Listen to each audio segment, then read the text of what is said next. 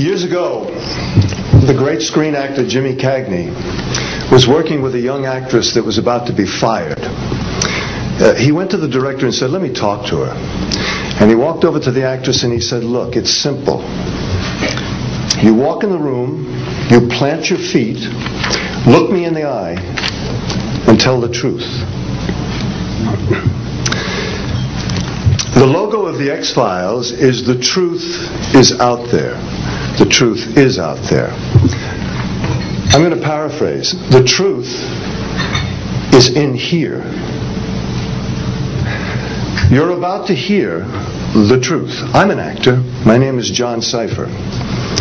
For 7 years, I walked through the door, planted my feet, and tried to tell the truth as Chief Daniels on Hill Street Blues, as General Craig on the hit sitcom Major Dad.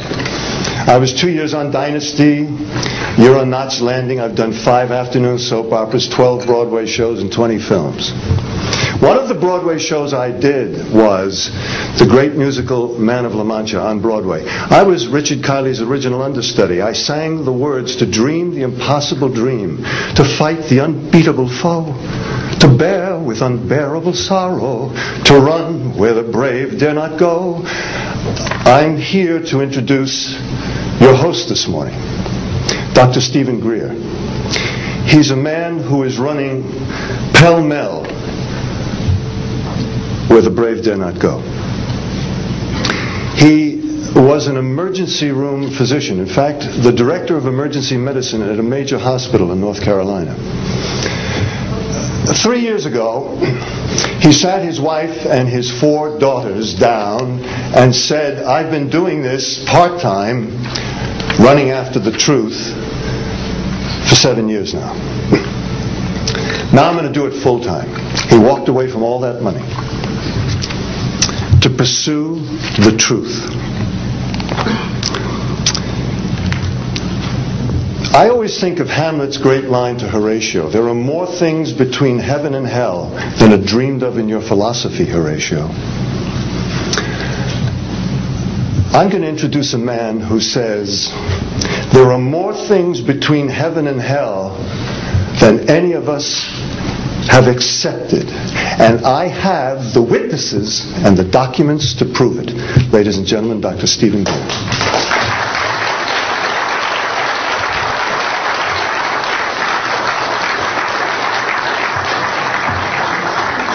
Thank you very much, John. Members of the press, the American public, and people of the world. We are here today to disclose the truth about a subject that has been ridiculed and questioned, denied for at least 50 years. The men and women who are on this stage and the some 350 additional military intelligence witnesses to the so-called UFO matter and extraterrestrial intelligence can prove and will prove that we are not alone. I would like to thank Sarah McClendon, who is with us today, the famed White House correspondent, for her sponsorship of this meeting. Thank you very much, Sarah.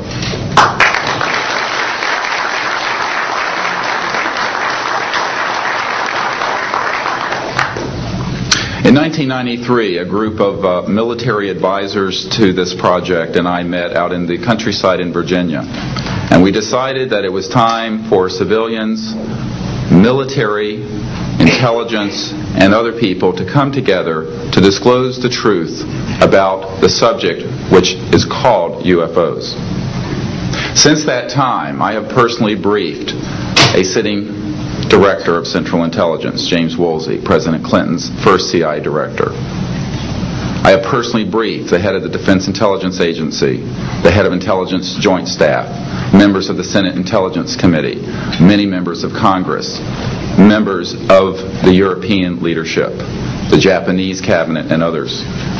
And what I have found is that none of them are surprised that this is true, but they are uniformly horrified that they have not had access to these projects.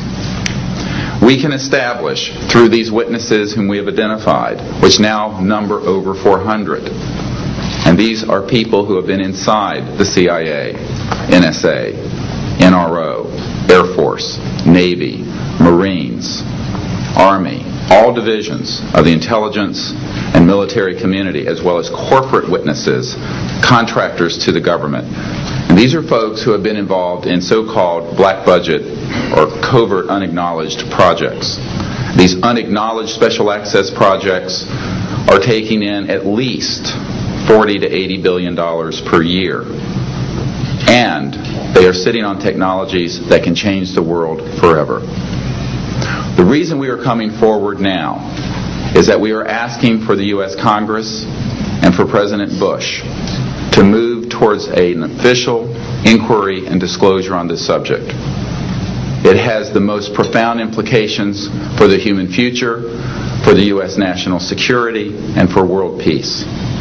Specifically, technologies connected to UFO and extraterrestrial vehicles, if declassified and used for peaceful energy generation and propulsion, would solve the looming energy crisis definitively, would end global warming, would correct the environmental challenges that the Earth is facing.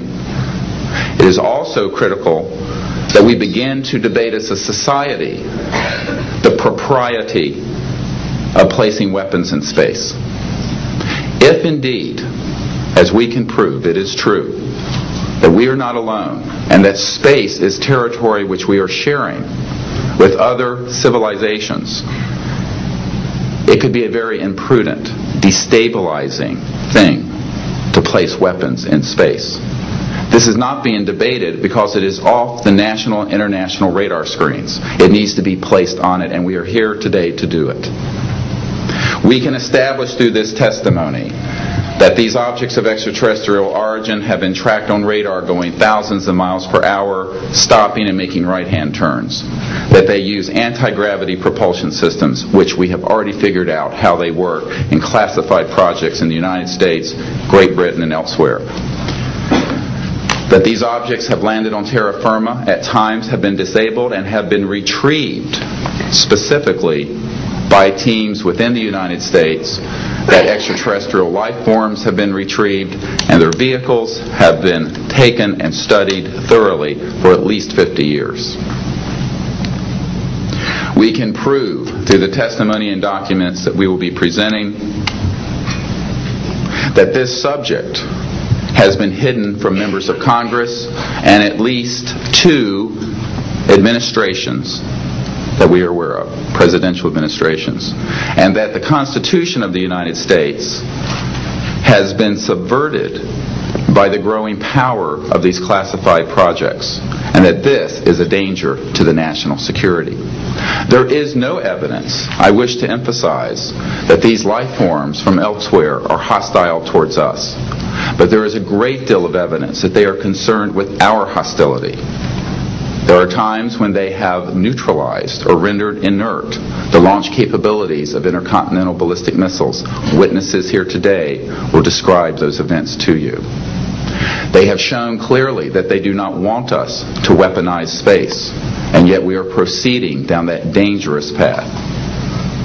And it will be established that these projects, because they have not been supervised properly by the Congress, by the U.S. President, by the international community, have become a threat to the national security.